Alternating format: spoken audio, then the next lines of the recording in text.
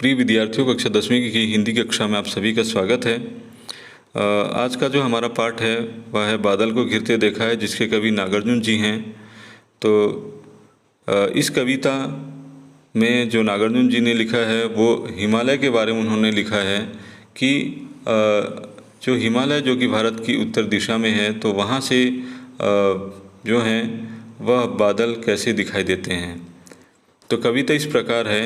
अमल धवल गिरी के शिखरों पर बादल को घिरते देखा है, छोटे छोटे मोती जैसे उसके शीतल तुहिन कणों को मानसरोवर के उन स्वर्णिम कमलों पर गिरते देखा है, बादल को घिरते देखा है।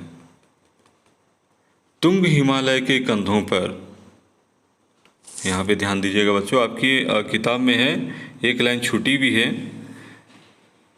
तो यहाँ होगा अगली जो पद है, तुंग हिमालय के कंधों पर छोटी बड़ी कई झीलें हैं, उनके श्यामल नील सलिल में समतल देशों से आ आकर पावस की उमस से आकुल तिक्त मधुर विषतंतु खोजते हंसों को तीरते देखा है, बादल को घिरते देखा है।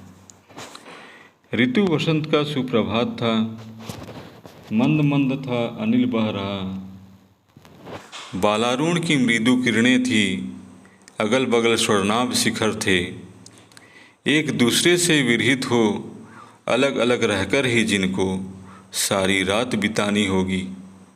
निशा काल से चिर अभिशापित बेबस उस चकवा चकई का बंद हुआ क्रंदन, फिर उनमें उस महान सरोवर के तीरे शैवालों की हरी दरी पर प्रणय कलह छिड़ते देखा है, बादल को घिरते देखा है।